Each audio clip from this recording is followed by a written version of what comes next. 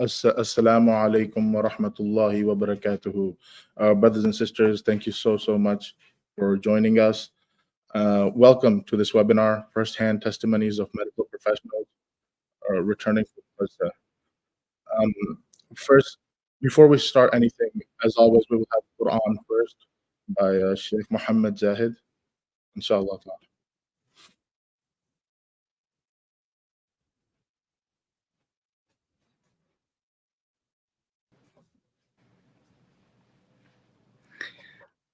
Jazakumullah khairan, Brother Hussein.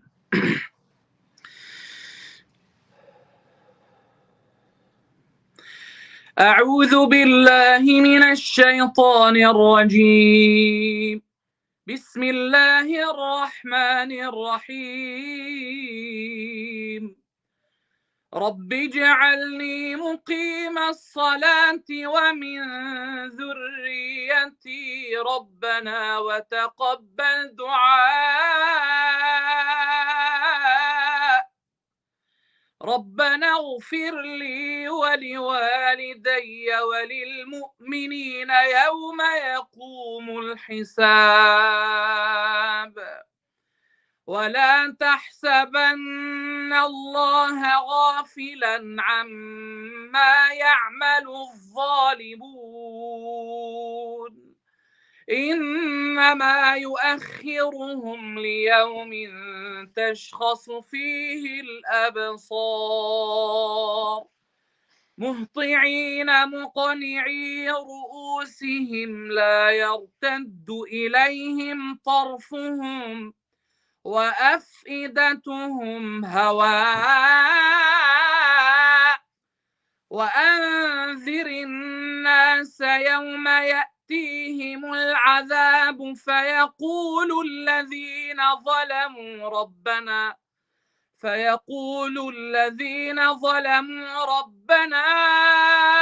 أخرنا إلى أجل قريب نجب دعوتك ونتبع الرسل أولم تكونوا أقسمتم من قبل ما لكم من زوال وسكنتم في مساكن الذين ظلموا أنفسهم وتبين لكم كيف فعلنا بهم وضربنا لكم الأمثال.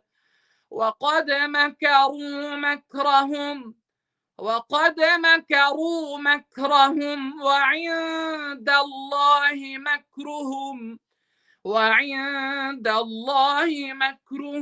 وإن كان مكرهم لتزول منه الجبال. فلا تحسبن الله مخلف وعده رسله إن الله عزيز ذو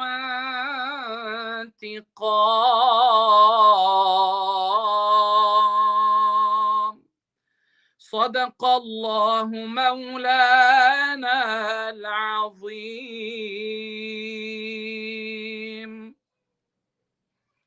Jazakallahu khairan, Sheikh Mohammad Zahid. Thank you so much for the recitation. Before we begin, I want to thank the brothers who put this program together, because I don't think any of us can stress enough the importance of listening to firsthand experiences of what is happening, because hearing directly and seeing on the news is different. For those who have witnessed, hearing from them what they have experienced from the genocide, it's crucial for us. The testimonies provide us with the insight to truly understand, the reality on the ground. They serve us for our own education and for our own remembrance, so that we can never forget what happened or what is happening. But just as importantly, I think that their testimonies serve as powerful tools for advocacy and action, tools to communicate, so we can use to communicate the reality of Gaza rather than the Zionist propaganda that they try to spread. So today we have the honor of hearing from two remarkable individuals, I would say, heroes of mine who have shown immense courage, bravery, and who truly embody the spirit of being an ummati of Rasulullah sallallahu alaihi wasallam. Nurse Abeerah, Mohammad, and Dr. Bilal Piracha. Sister Abeerah and Dr. Bilal are actually joining us from a conference in Dallas, and it is also on medical professionals in Gaza. So I want to thank them for taking their time out of their day for us. Sister Abeerah is a registered emergency nurse in the Dallas-Fort Worth area. She has a Master's of Science in Nursing Education. She has worked in the ER for 7 years, and prior to that, she was an EMT for 4 years. She just returned from Gaza almost 2 weeks ago, so she's very recently come back. And I know you guys don't want to. I just want to share one small anecdote, sister, before I hand it over to you. One of the organizers of this event, he talked to Sister Abeerah's husband, and he told him that even at the height of the bombing, the peak of danger, she was more worried about ensuring the medical personnel were allowed in to Gaza from Egypt to replace her and her team than getting herself out safely. May Allah allow us all to be more sacrificial towards the ummah like you, sister. Please. Assalamu alaikum wa rahmatullahi wa barakatuh. Thank you so much for having me. It's truly an honor to be here with you today and to talk about the people of Gaza. It was an honor and a privilege to go to Gaza and to have the intention to be of service of them. But I always tell people that the people of Gaza do more for us, and the people of Palestine do more for us than we can ever do for them. They increase our iman, they increase our tawakkul in Allah. They have such beautiful morals and character that we actually ended up gaining a lot more from the experience than I think that we could ever give to them. So, subhanAllah, I just want to talk about and highlight the heroism and the beautiful character of the people that we witnessed. As you know, we entered at a time when the Rafah border was still open, and we were immediately met with the sound of bombs and the intense sound of drones. And us having been raised in America, it's something that we had never heard before.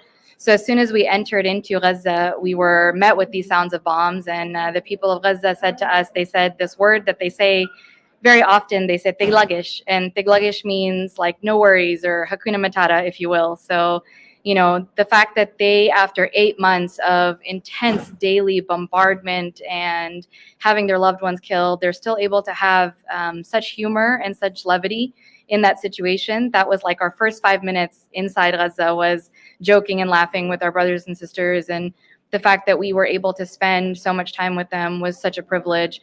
I was situated at the European Gaza Hospital, which is on the border of Khan Yunis and Rafah. And we were unfortunately witness to the atrocities that you are seeing on your phones. And I have to say, I have to validate for the audience watching that the things that you see on your phone screen are not only true, but they are 100, 1,000 times worse in person. To be immersed in that situation of hearing mothers and fathers scream for their children, bringing their loved ones in pieces and cardboard boxes and plastic bags, receiving patients in the emergency room that are just burnt beyond belief and mangled beyond belief. Those were, some of the things that we saw every single day, 24 hours a day. And it's important to note that as the situation worsens in Gaza and in Rafah, specifically with the ground invasion, the roads are completely destroyed, and there is very limited access for ambulances to be able to go from one hospital to another, or from the scene of the bombing to the hospital. Unfortunately, a lot of people die on scene, but the people that are able to be brought in by the few ambulances that are operating, they're also being brought in by their neighbors. We received lots of casualties off of tractors, off of donkey carts, just whatever means of transportation people have, they were bringing patients in. And this was 24 hours a day. And we were witness to the bombing of multiple designated safe zones in Rafah while we were there. We actually had to evacuate from our safe house and go to the European hospital and stay there for the remainder of our stay once the Rafah border closed on the 6th. And I just again want to highlight the heroism of the Palestinian nurses and physicians who have been working in these apocalyptic conditions for 8 months now, and they are not getting a single cent of pay. Their universities have been destroyed. Many of the medical students and nursing students were unable to complete their degree. Nobody can sign off on the hours that they've done and the work that they've done. They are working in conditions where, they're working for 48, 72-hour shifts at a time. Many of their family members have either been martyred or they are displaced. Many of them came from the north, from Nasser Hospital and Al Shifa Hospital, where those hospitals were destroyed. They were volunteering there, and instead of giving up and saying, I'm just gonna wait this out, they then came south and they started volunteering at the European Gaza Hospital. So just imagine the amount of resilience and moral fiber and the type of character you have to not know if your family is dead or alive, but to do your duty to humanity and come and work in these types of conditions. And I just want to talk a little bit about the emergency room at the European Gaza Hospital. Unfortunately, we were working with very limited supply. We worked with a lot of the supplies that we brought in personally on our backs. And we were, at the end of it, we were running out. We were using the gloves that we had, we were out of. We didn't have soap, we didn't have hand sanitizer, we didn't have basic pain medication. These patients in Western medicine that we would give narcotics to, morphine, fentanyl to, we weren't able to give them anything besides Tylenol, sometimes nothing at all. There's no anesthesia, there's no narcotic medication that we can offer them, there's no numbing medication. We were often stitching wounds of young children without any numbing medication at all. Just absolutely inhumane conditions that would be completely unacceptable to any of us in developed countries or in the West, and it shouldn't be acceptable for the people of Gaza. The people of Gaza are people just like us. They have dreams, they have aspirations, they are brilliant, they have such a level of ingenuity where they're able to make do with things that we wouldn't even imagine. There were many times where us Western nurses and doctors would look at each other, we wouldn't know what to do with a certain situation, and the Palestinians would tell us, what, don't worry about it, we'll figure it out, we'll handle it, and they would put pieces of things together and they would make it work, and just the level of creativity that they showed. So I just want to highlight the fact that when we make dua for the people of Gaza, we really have to pray for the nurses and doctors who've been through so much and they continue to work just relentlessly. And again, we just have to remember that these are people that have dreams and aspirations and are just brilliant and beautiful. And we met so many amazing human beings. And at the end of it, not only did they say, don't worry, they would tell us, Qul alhamdulillah, the hasbunallah wa ni'mal wakil, the type of iman that these people have. But it's also important to remember that they're human beings. They sometimes feel helpless, they get angry, they're frustrated at times with their situation, but they always rely on Allah and they hold on to the rope of Allah at the end of the day. And I think that's such a lesson for us, that it's okay for us to have these human emotions and to get frustrated, but it's at the end of the day, we have to hold on to that rope of Allah. And I truly learned so many lessons while I was there. Every single day we learned a new lesson. We saw these miracles happen where people would, without anesthesia, we'd be stitching them up, would be cleaning their really deep wounds, and we would be dealing with these massive explosive traumas, and they would be reciting Quran, they would be making dhikr, they would be making dua, and they wouldn't just pray for themselves, they wouldn't just pray, Allah relieve me from this pain, they would pray for all of the people in Gaza, all of the Muslimin, all of the oppressed around the world. They would pray for you, they would pray for me. They were praying for everybody. And that was just so remarkable to me, because I know personally when I'm in pain, I pray to Allah to relieve my pain. And the people of Gaza were remembering everybody and the whole ummah. So, those were just some of the small events that we saw, and that was a daily occurrence. They weren't isolated events. And the last story I'll share with you was of a little boy named Abir who really touched my heart. He was a patient in the ER, a 5-year-old boy that had to have all 4 of his limbs amputated, his arms and his legs, because of a bomb explosion earlier in the war that he was a victim of.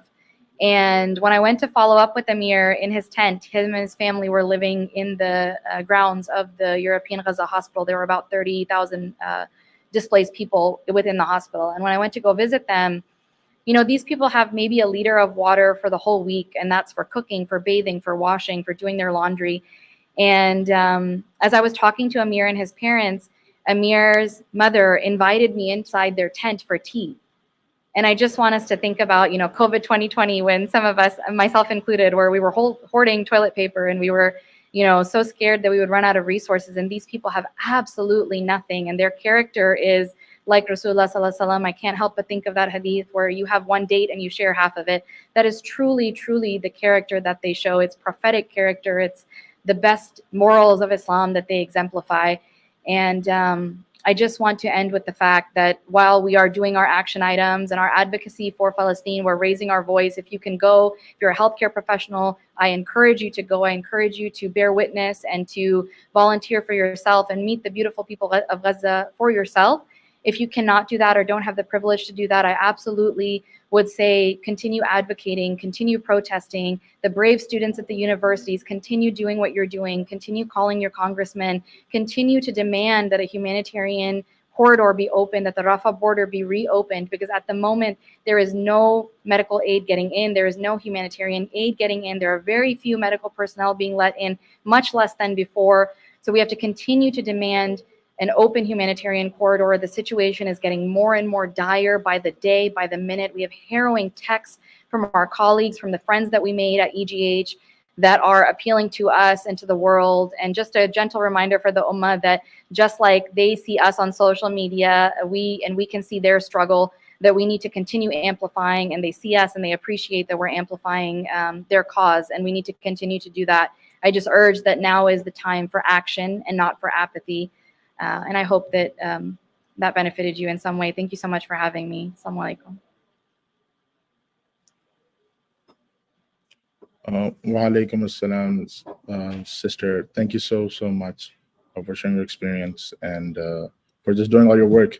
May Allah subhanahu wa ta'ala make you steadfast and give you the energy to continue this work. Before I move on to Dr. Bilal Piracha, I just want to let our audience know that we will have Q&A after this. I apologize, I forgot to mention this before. So please do write your questions in the chat and our speakers will answer them after they're finished presenting. And now we will have Dr. Bilal Piracha. Dr. Piracha is an emergency medicine physician from Coppell, Texas, and he is an assistant professor of medicine. Dr. Piracha has over 19 years of experience in the medical field and just returned from Gaza in March. And for those of people who are from Pakistan or know Pakistan, Dr. Bilal Piracha graduated from King Edward's Medical College. And those who know, it's like the Harvard of Pakistan. So Dr. Bilal Piracha. Thank you very much. Jazakumullah. Alhamdulillah Rabbil Alameen. Wassalatu wassalamu ala ashrafil anbiya wal mursaleen. Bismillahir Rahmanir Rahim. Ahmaduhu wa nusalli ala Rasulihil Kareem. Thank you very much, ICNA Florida, mashallah, for being the leaders for this and arranging this online session. And I tell you, mashallah, I'm already getting messages from Pakistan and other places that they are like getting, they're watching this. So really appreciate all what you are doing for the cause. So I'll start with this slide, and inshallah, I think I'll be able to move it, or you can move it, the host. So I think I will be able to move it, yeah. But are you able to watch TV? Okay. Yes, I can see both you. Okay. So Alhamdulillah Rabbil Alameen, wassalatu wassalamu ala ashrafil anbiya wal mursaleen. A'udhu billahi minash shaitanir rajeem. Bismillahir rahmanir rahim. Kullu nafsin za'iqatul maut wa innama tuwaffawna ujurakum yawmal qiyamah. Faman zuhziha 'anil nari wa udkhila al jannata faqad faz. Wa mal hayatud dunya illa mata'ul ghurur. Sadaqallahu al-azim. Everyone is bound to taste death, and you shall receive your full reward on the day of resurrection. Then whoever is spared the fire and is admitted to the heaven, to the paradise, has indeed been successful. The life of this world is merely an illusory enjoyment. So as Sister Abeerah already mentioned, that as soon as you enter Gaza, and it was March for me, and it seems that it was a good time. We entered through Rafah, and we were able to get out of Rafah. And as soon as you enter, there will be the ongoing drone sounds. There will be ongoing bombardments, ongoing shootings. And you like just see around that what's all about, like the death around you. You can hear death. Yet, whenever you talk with them, you see them smiling. So it always makes you wonder why and how they can still smile and be satisfied with this. So there are many stories. So one story which I have been sharing, and as some of the audience will be originally from Pakistan and some watching from Pakistan as well. So, and you may have heard before if you have heard my talk anytime before.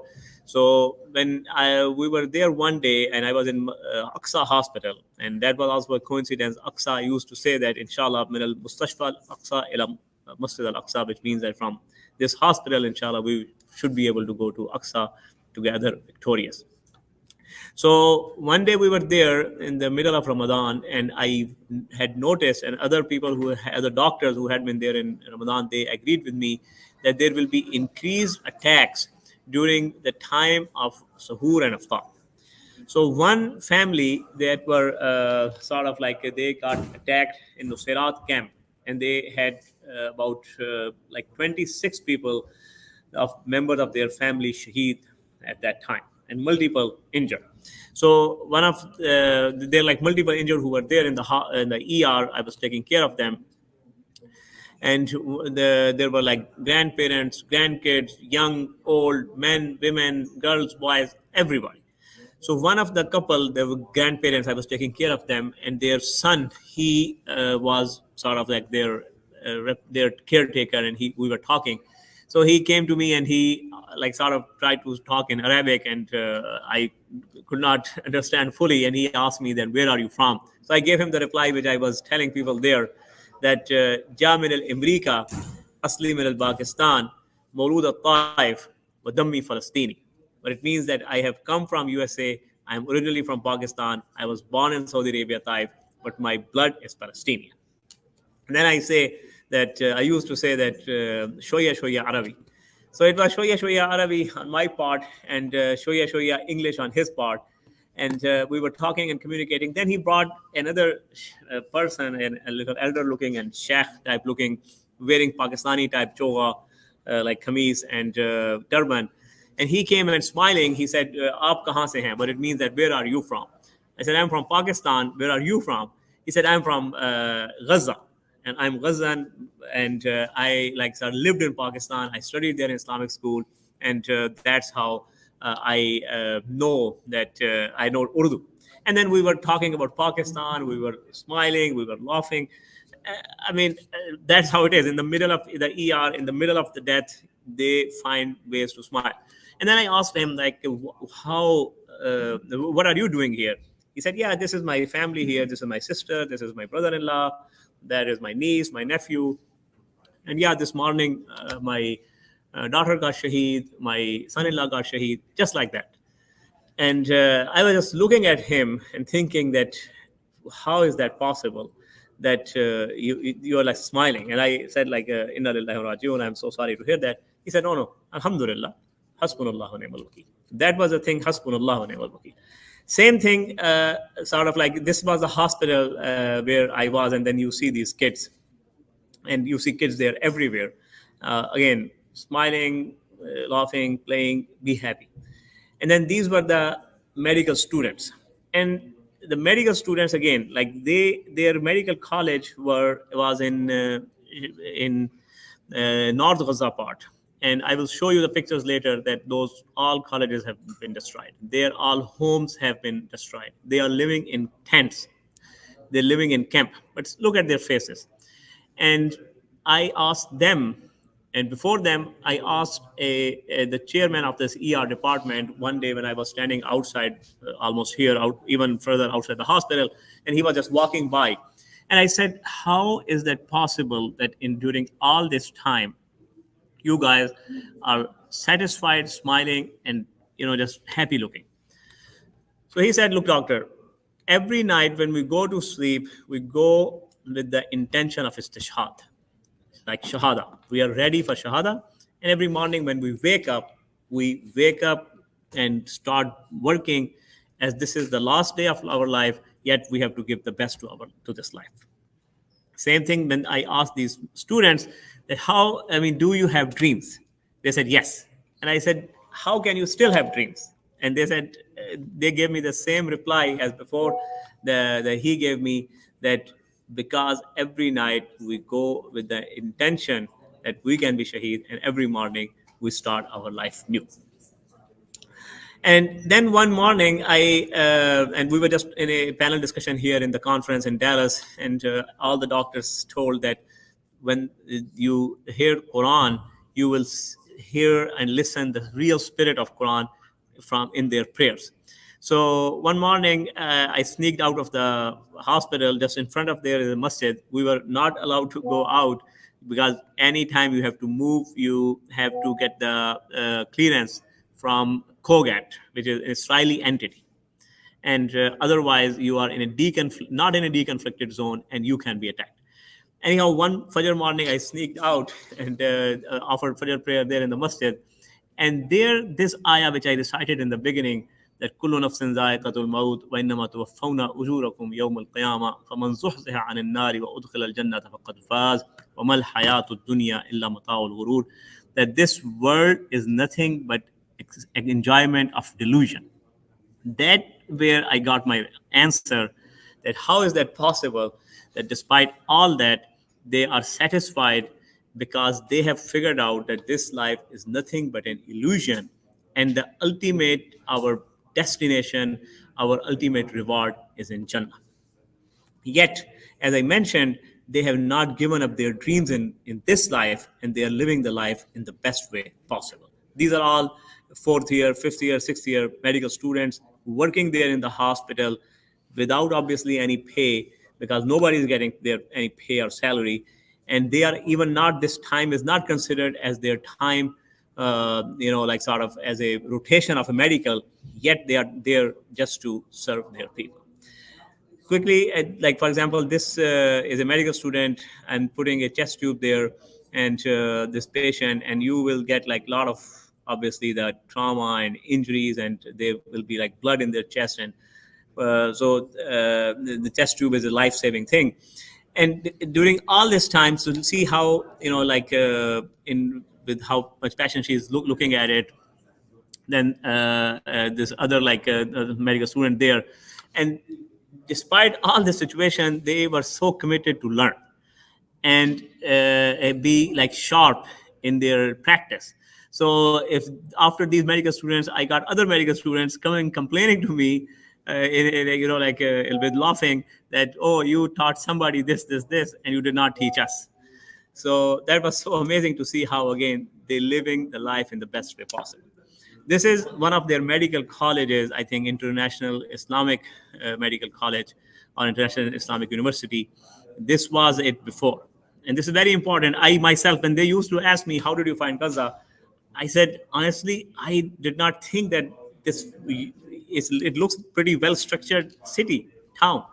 And they will get a little offended. They said, what do you mean? Yes, it was very good town, and we had very good, buildings and all that. So this was their medical college, and this is it now. You can obviously see that. Nothing more to say on this. This was the Shifa Hospital, which was their pride. This was 700-bed hospital, multi-speciality. Every specialty there will be present here. And this was their sort of central transfer hospital. There were 34 hospitals in Gaza. Multiple got, almost all got attacked and destroyed, or, they are out of the operation because of lack of the medicine and all that. But this hospital was their go-to hospital for transfers and all that. And now you can see next what's going on there. It's all destroyed. We have heard about that. And this was their Department of Medicine. Now it is like this. This was the Department of Cardiology. Now it is like this. And yeah.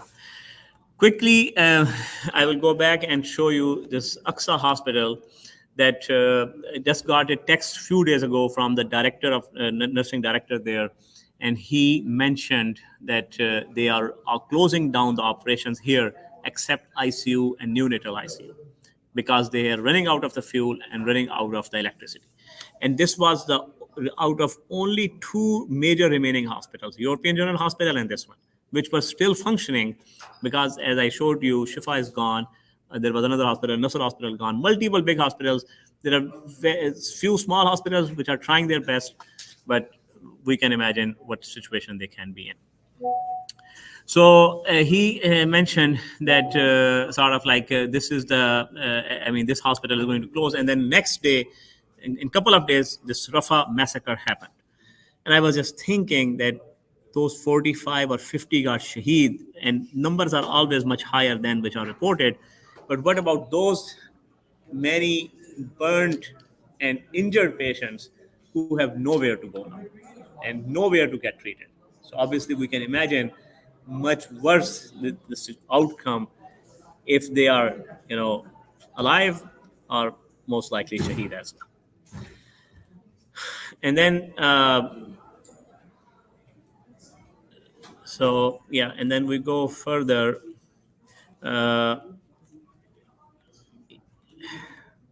This was a video. I don't know. Okay, very good. So this video is working. I hope you can watch it. Let me give you a little perspective quickly. So basically, these are again the medical students who are trying to help while they are living in the camps. So they all moved from North Gaza to the middle part, and they have lost their homes, their medical schools, their everything. They are living in tents. Literally, they are living in tents.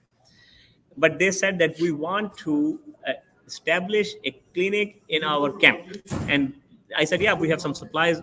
Definitely, there's nothing from me, mashallah. When I was going from Dallas, this was the medical students themselves who packed big number of supplies, and I have for you. So I gave them some supplies, and then we got this letter, which was from medical students here for the medical students there. And I even did not know about that letter. It was pretty sentimental. So they were very happy about that. But I want to you to listen to that, what they said after getting the letter. So 1 second.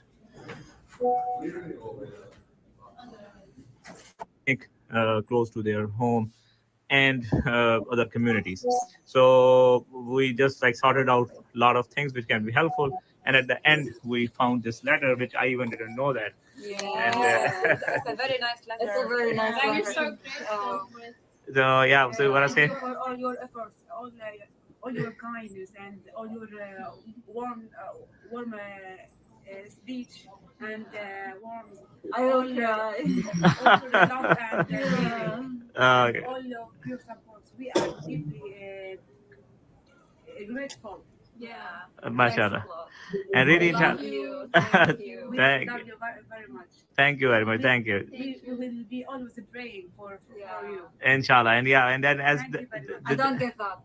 yes, Yeah, very of good. course. Don't yes. That's that we did yesterday a big long interview, and inshallah, same thing, that these girls are so strong, so brave, and they are not giving up. Yes, We cannot give up, inshallah. Yeah. Inshallah. Keep fighting. And Keep- keep fighting. And Yeah, praying for us. keep fighting and praying, inshallah. All of these, then the most democratic way all over the world, we need to keep raising our voice to stop this bloodshed now, inshallah.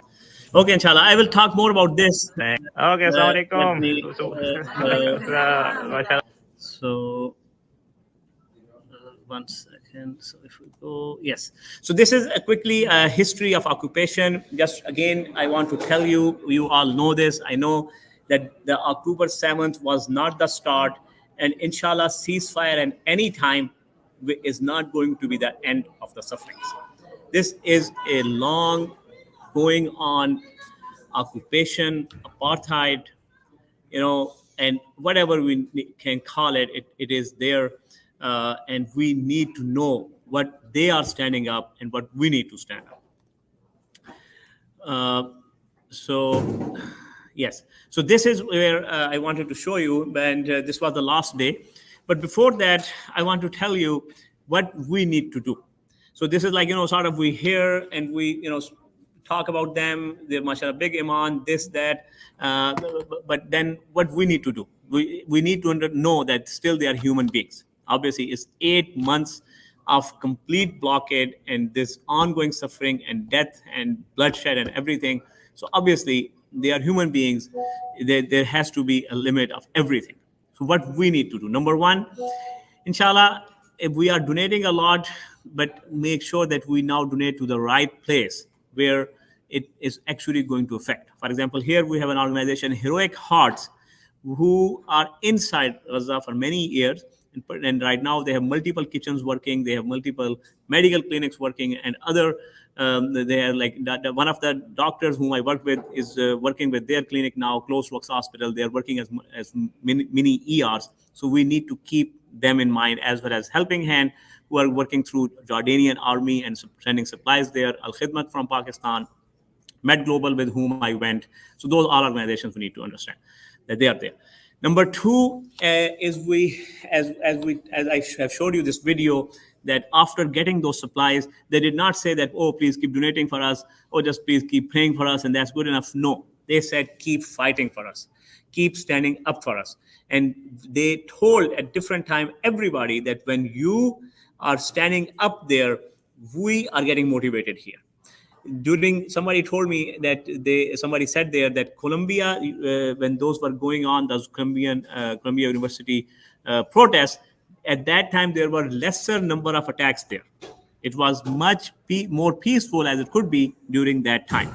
Still, since I am back here right now, for example, this talk, I will tell them. And similarly, I have been to the protest, or right now this conference, to the medical school, to the schools.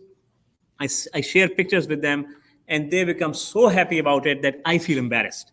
I say, like, I mean, it feels like still the thing is working, but they say, no, this is working. You need to keep doing it. If nothing else, we are seeing that, and we are getting revitalized and, motivated that there are people who are still caring for us.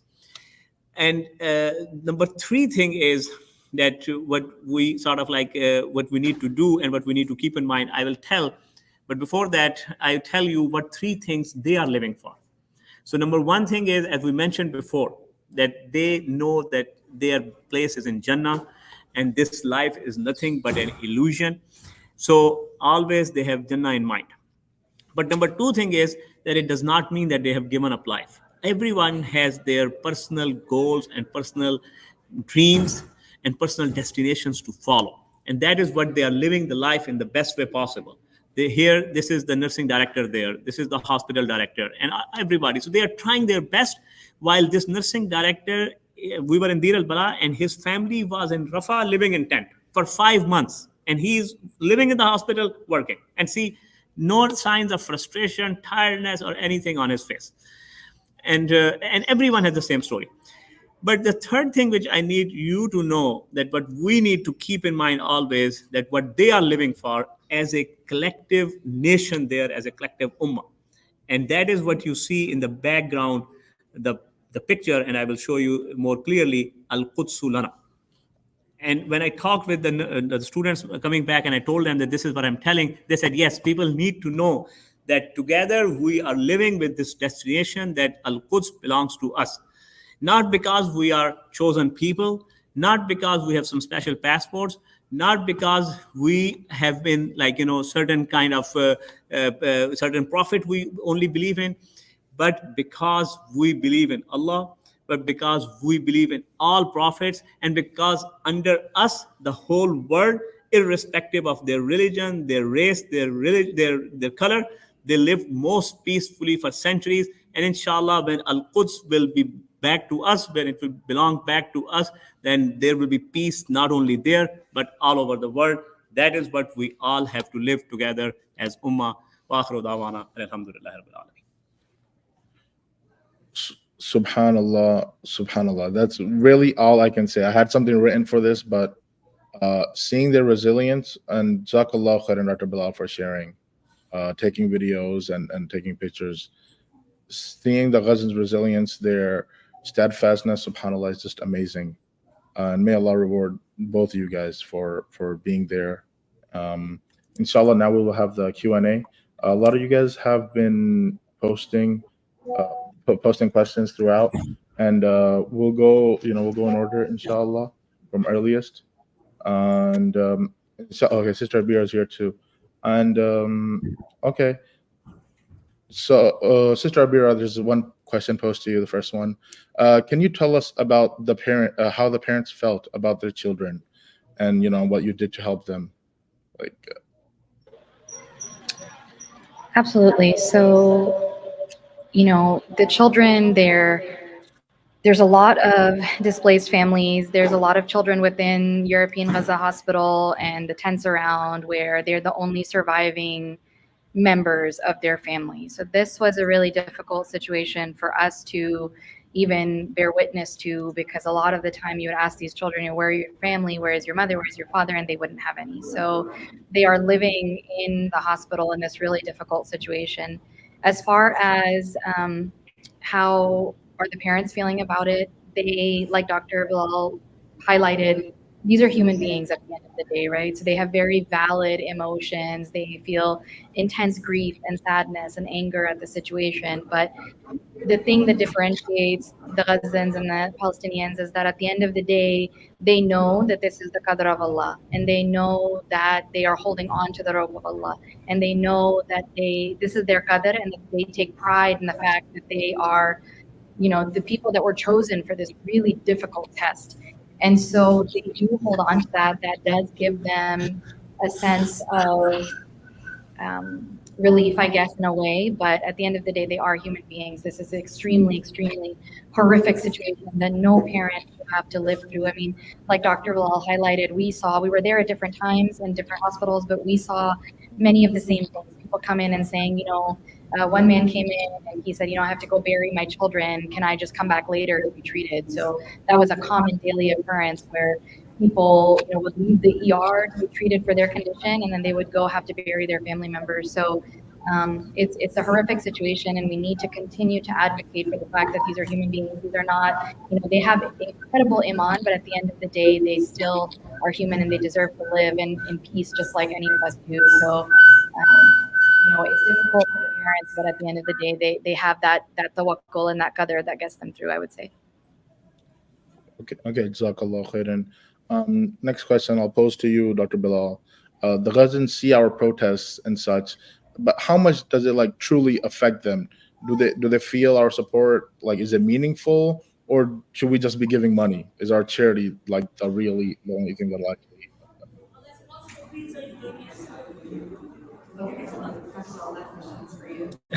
Okay. Yeah, no, I mean, it's sort of like really that they see it. And what, like, for example, one of our host who was a dentist working with Med Global, he told that when we wake up, for example, in the morning and see the tweets all about us, we feel so happy and so energized that people have not forgotten us and they are standing up for us.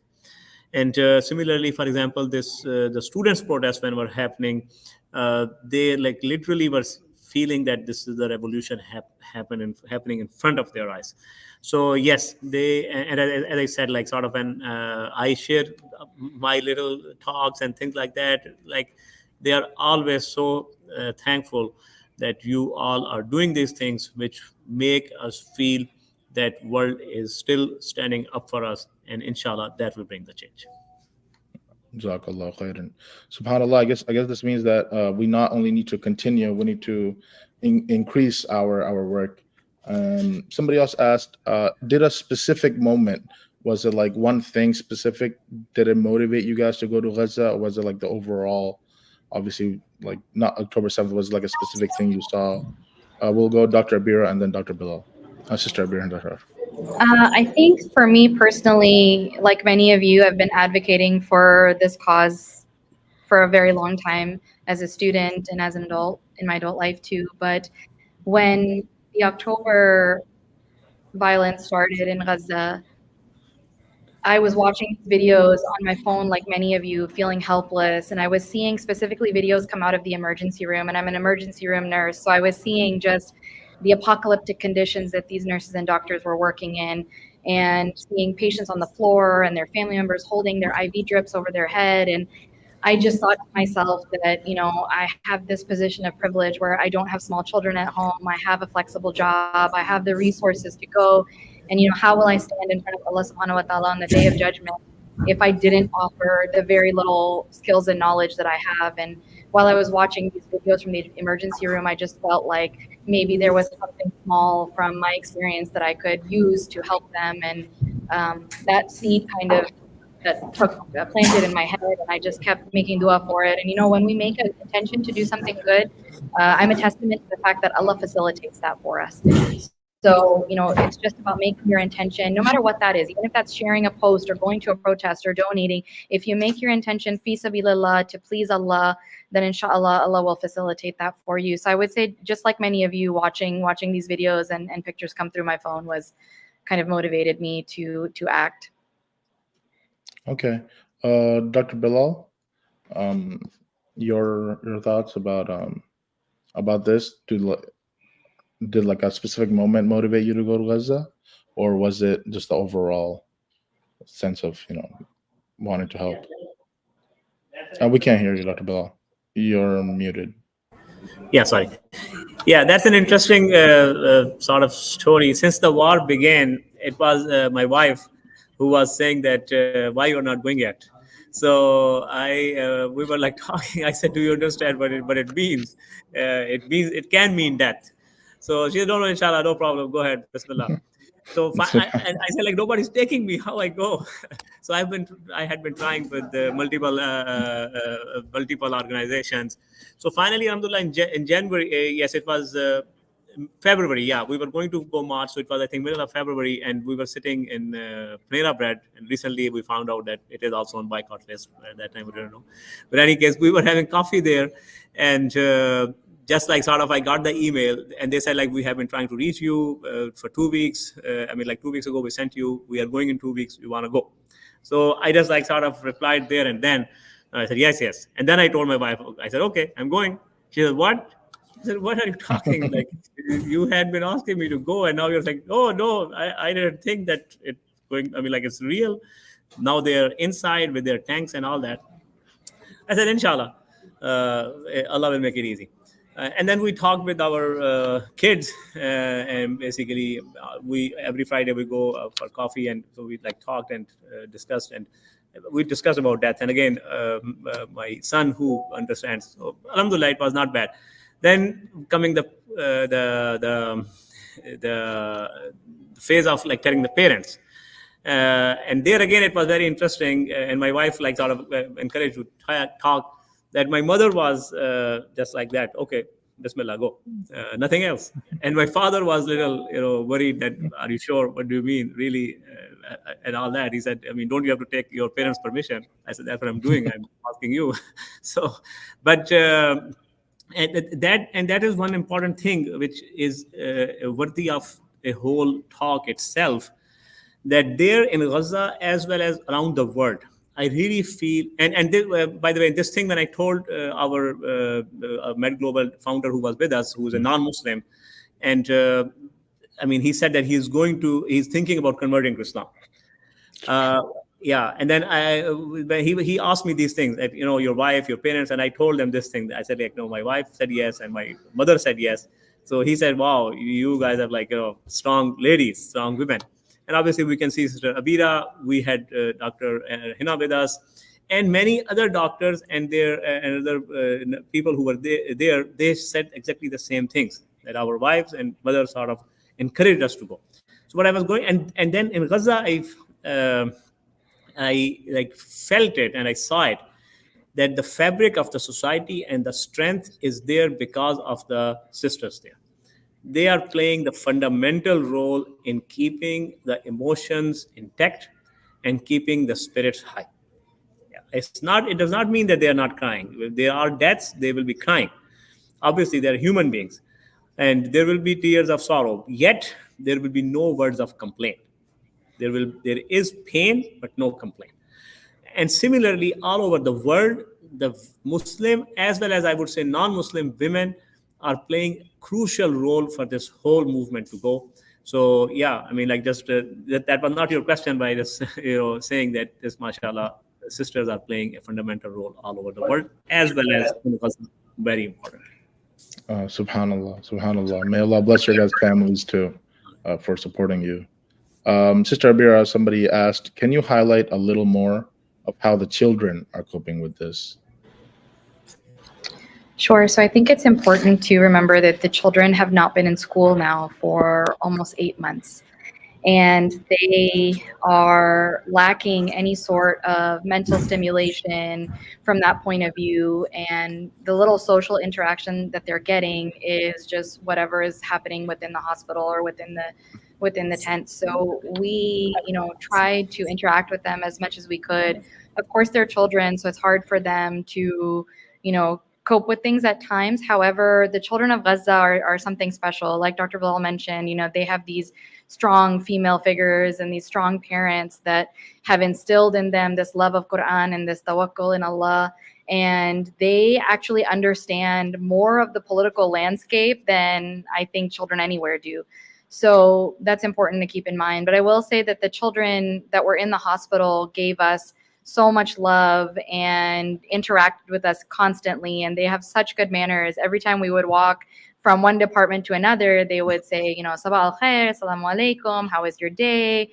Assalamu alaikum, doctora. Like, they just are so kind and so loving, and they're children at the end of the day, right? Just like anybody else's kids. So they like chocolate. They like, people paying attention to them. They like little jokes. We would show them, videos on our phones. And one of the things that a lot of the Dallas Masajid did for me was that they wrote letters to the children of Gaza. And I, think that those little acts of kindness are so important. And I know donating and boycotting and all of these things are, big action items, and going is a big action item, but never, my brothers and sisters, discount the small acts of kindness, because the masajids that wrote these letters and cards to the children of Gaza, when we hand delivered these cards to them, these children just held on to these letters with dear life, and they read them over and over again. And they said, the world loves us. They make dua for us. They care about us. And it was like just such comfort to them to see that the children of Dallas, for example, had written them and cared about them and loved them. And so that was a big show of support for them and a big sense of comfort. And they wrote little trinkets and little notes back to us on small pieces of paper that they had, telling us they loved us and that, they wished that we could visit them. And that was a resounding theme in Gaza, was people telling us, come back and visit us, make sure you visit us. And that is one of their only interactions with the outside world, is when foreigners come and visit them, besides what they see on their cell phones. So I would say that, just never discount those small acts of kindness. If you have somebody, a healthcare professional in your community that's going, have your masajid write little cards and notes and little things to the children, because those types of things, and giving them little activity books and crayons and whatever we could, kind of bolstered their spirits as well. So. Okay. SubhanAllah. Now somebody asked a very personal question. Were you guys at all scared for your life? Was there a moment? Sister Abeerah and then Dr. Bilal. Yeah, I would say as we were there and the Rafah ground invasion was expanding, the bombs were getting closer and closer, and we eventually had to evacuate our safe house, and we were displaced from one place to another. And there were some nights where the bombing was extremely intense and it was close, and we did go to bed with this mindset of, we may not wake up in the morning, but we really derived strength from the Ghazans, truly. They were the ones, just like Dr. Bilal was highlighting, that they went to bed with this thought that, they might be shaheed that night. And then when they would wake up in the morning, they would say, Alhamdulillah, Kul Alhamdulillah, and they would start their day new, and they would give their best to this life.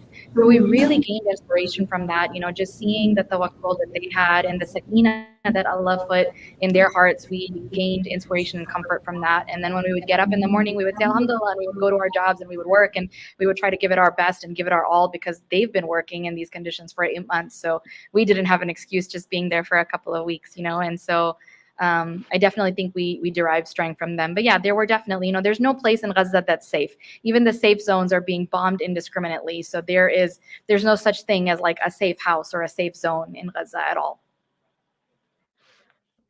Dr. Paracha?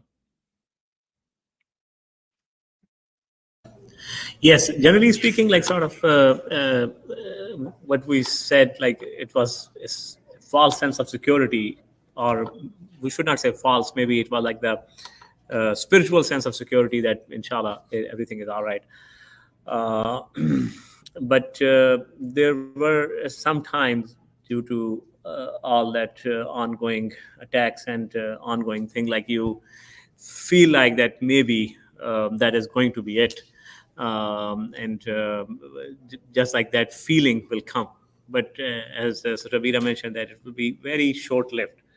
And because again, like sort of one day outside the ER, suddenly there was like pretty big explosions and big sounds, and there were I think like some lights in the sky as well.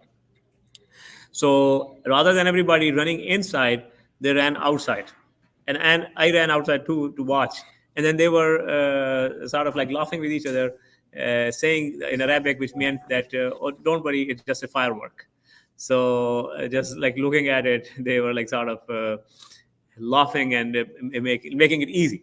At the same time, one day I was sitting with the nursing director for AXA, and there was an explosion pretty close by. There were like, you literally felt like some vibrations. And then, I mean, like, obviously it shook you. And the nursing director said, Hasbunallah wa ni'mal wakeel. Alhamdulillah. And then I had to act strong as well. Yeah, Alhamdulillah. Hasbunallah wa ni'mal wakeel. So again, that's how we felt that, inshallah, everything is all right. But I could quickly add to Sister Abeerah, who did not mention about her. She shared a picture in group, and I mean, like, looking at the picture makes you your goosebumps. That when they were getting out with UK and US embassies, they came to take them, and they are going with them, and a tank is kept standing in front of their bus, pointing at them for 1 hour. So you can just imagine, just to harass. And that would be like, 1 hour you're sitting there and tank is in front of you, and any crazy lunatic there do anything, and later they say, oh, sorry, we didn't know, tragic mistake. So yeah, it was amazing to see that. I'll ask a small quick question. Did you guys have encounters with the Israelis quite often? We'll go Sister Abeerah and then Dr. Bilal. Sure. So we didn't in Gaza. We just had this sense of, the army was close and we could hear the tanks and the gunfire. But we did not see any IDF soldiers in Gaza. But when we were in Al-Quds in Jerusalem, because, Rafah border was closed on our exit, we had to exit via Karam Shalom and leave through Tel Aviv. So there we did encounter many soldiers. And like Dr. Bilal mentioned, a couple tanks on our way out. And, unfortunately, the strategy there is just intimidation and humiliation. So you just have to kind of be steadfast. And we hadn't done anything wrong. We're humanitarians. We went to give medical aid to the people of Gaza. And, we just stood by that fact that we were there to help. And eventually, we were let through. But it's just a matter of kind of intimidation at that point. But we did. And just to make a note of that, we obviously pray for the people of Gaza, but not to forget our brothers and sisters in Al-Quds and the West Bank and the rest of Palestine that are going through oppression by the Israeli soldiers every single day, and not just oppression, but humiliation and arrest and detainment and all of that. So just a reminder, gentle reminder to our ummah to remember them in your du'as as well, because they face a daily discrimination. Okay. Dr. Bilal, I see, he's getting called in. So quickly, last one. Would you guys go back? What do you think makes the Ghazans so strong? So quick. I know you're in a hurry. 100%, in a heartbeat. If Allah gave me the opportunity, and I think Dr. Bilal would say the same, tomorrow to go back, we would go back. And it's the beauty of the people of Gaza and the beauty of Palestine that calls us back. And I think, again, what makes them so strong is their connection to the Quran, and they're holding on to the rope of Allah, but really internalizing the Quran. It is not uncommon in Gaza for them to ask you, how many ajza do you know? And everybody is a hufad. And so I think we can all kind of gain inspiration from that. Dr. Bilal? You're muted, Dr. Bilal. Dr. Bilal, you are muted. Yeah, sorry. I was saying, like, as Sister Abeerah said, and then as a non-Muslim nurse had said in the beginning, who was evacuated from Gaza, and on a CNN interview, when she was asked the question, she said, in a heartbeat. And it's not only, again, us, each one of the doctor who is back, as soon as they are back, they are saying, like, how we can go back next. And everybody is just ready to go there just to serve and peace. Basically, they feel like that we are being served when we are there, not we are there to serve anybody. Subhanallah, Jazakallah khairan. Thank you so much for joining us. Guys, I just want to mention one thing before we finish, that as Sister Abeerah mentioned, what is amazing about the Ghazans, and we see this in every video of the Ghazans, is their relationship with the Quran. When there are so many Hufaz, their Waqf ministry started a program in 2009 where just 3 months, a summer program, in 3 months, the youth would memorize the whole Quran. SubhanAllah. In spirit of that, ICNA South Florida is organizing an Understand the Quran program. It's going to be led by Dr. Abdul Aziz Abdul Rahim, who founded Understand the Quran Academy. He has trained thousands of teachers in over 20 languages and has done this program in over 5,000 schools. This will be a 3-day workshop. 3-day workshop in IFSF in Sunrise, Florida, Islamic Foundation of South Florida. And after completing the workshop, you will have memorized and understood about 50% of the Quranic words. This workshop will be on from June 7th to June 9th. So next Friday, Saturday, and Sunday. And we will finish. And again, thank you so much to Dr. Paracha, Sister Abeerah, for their efforts for joining us. And we'll finish off with a dua from Sheikh Mohammad Zahid. الحمد لله رب العالمين، وأفضل الصلاة وأتم التسليم على سيدنا محمد وعلى آله وأصحابه أجمعين. اللهم صل على عبدك ورسولك سيدنا محمد في الأولين والآخرين وفي كل وقت وحين وفي الملأ الأعلى إلى يوم الدين. اللهم إنا نتوجه إليك بقلوب خاشعة وأيد ممدودة أن تنصر إخواننا المسلمين في غزة. اللهم فرج همومهم، اكشف كروبهم، يسر أمورهم، انصرهم على من عاداهم يا رب العالمين. اكشف الضر الذي وقع عليهم يا نصير المظلومين، يا مجيب دعوة المضطرين. أعز الإسلام والمسلمين وأذل الشرك والمشركين، وأعل بفضلك راية الحق والدين. نسألك يا ربنا أن تبرم لهذه الأمة أمرا رشدا يعز به أهل طاعتك ويذل به أهل معصيتك، ويؤمر فيه بالمعروف وينهى فيه عن المنكر. يا ربنا يا إلهنا يا غياثنا يا ملاذنا يا أماننا يا